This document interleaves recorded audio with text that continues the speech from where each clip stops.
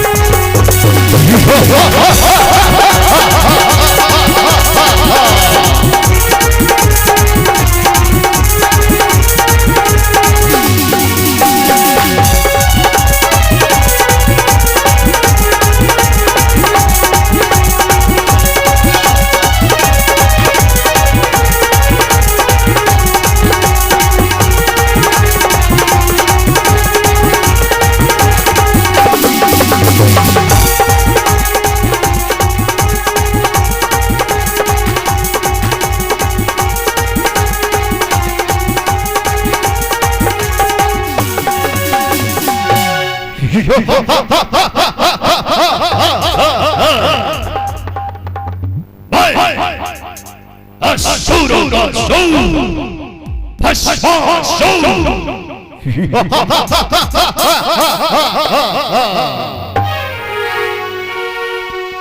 मेरा सोच बड़ा है, मेरा सोच बड़ा है, मैं हूँ भस्मासुर। मेरा सोच बड़ा है, मेरा सोच बड़ा है, मैं हूँ भस्मासुर, मैं हूँ भस्मासुर।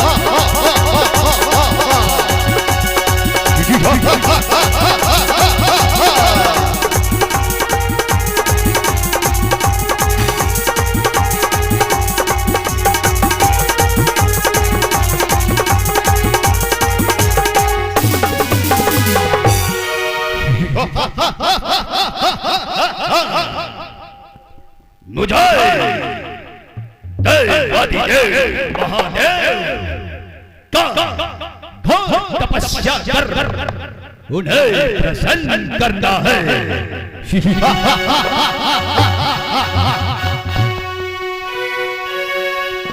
मेरा मन छल कपट लोगों से लगा, मुझे तीनों लोक का बन है राजा। मुझे क्या करे दुनिया ये लोग, मैं हूँ भस्मासुर। मेरा सोच बड़ा है, मेरा सोच बड़ा है, मैं हूँ भस्मासुर। मेरा सोच बड़ा है, मेरा सोच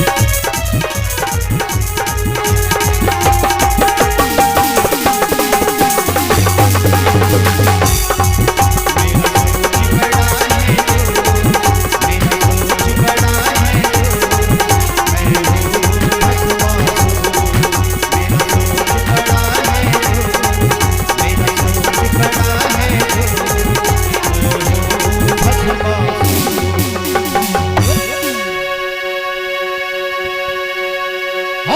तो तप कर मुझे प्रभु को प्रसन्न करना है।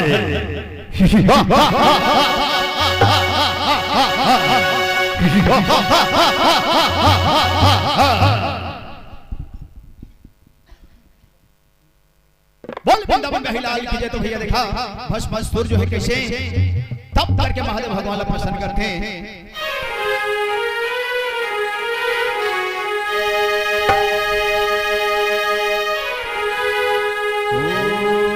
नमः शिवाय, ओम नमः शिवाय, ओम नमः शिवाय। देवा हो महादेवा तुम्हार शरण मां, देवा हो महादेवा तुम्हार शरण मां। ऐसे ही बीते हमर जिंदगी ना। नम नम ओम नम नम।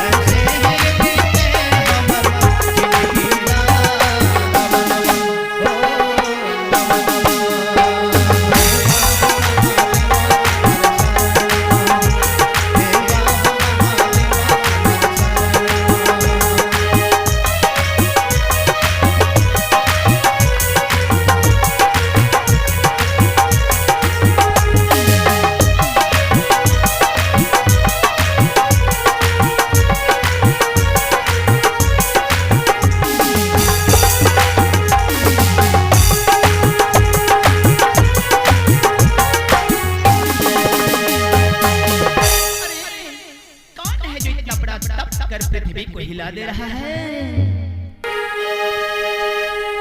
देवा हो महादेवा तुम्हार शरण, देवा हो महादेवा तुम्हार शरण।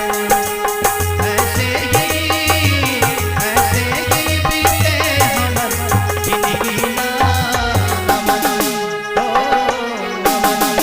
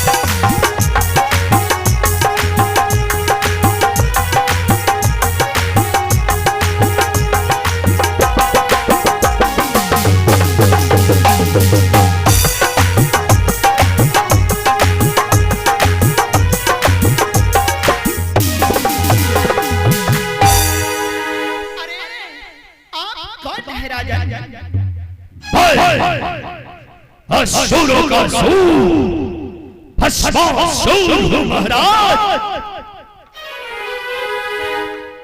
मैं तुम्हारे तपस्या से अति प्रसन्न हूँ। मांगो क्या चाहते हो? मुझे ये वरदान दे कि महाराज मैं जिसके सर पे हाथ रखूं वो भस्म हो जाए।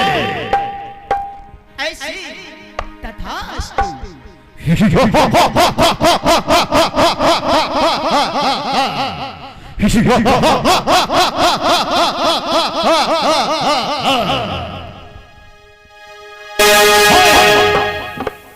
दुनिया का सबसे बड़ा शक्तिशाली बन गया हूँ।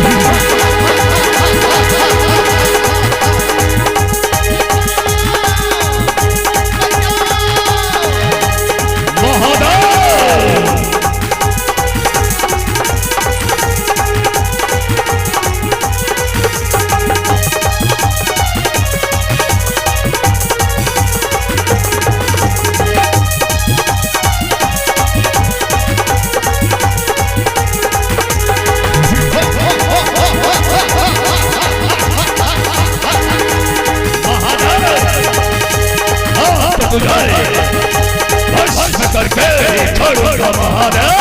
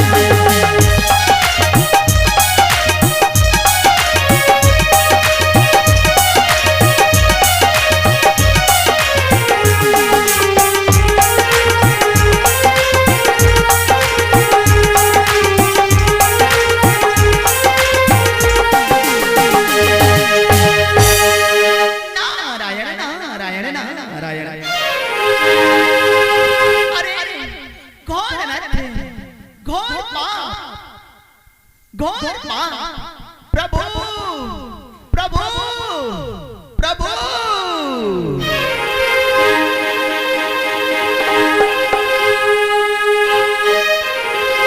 वृंदावन का हिलाल किया तो भैया देखा भस्म जो है कैसे महादेव भगवान ने वरदान मांगे, कैसे खुद अपन महादेव भगवान भस्म करके विचार करते, वही समय में जो है नारद जी कैसे देखते अब विष्णु भगवान के पास जाते हैं। आगे दुनिया के जगदाता हो माता, इन्हें हाँ दुनिया गाता, तेरा मेरा जन्म का नाता, तुझी तो भाग्य विधाता।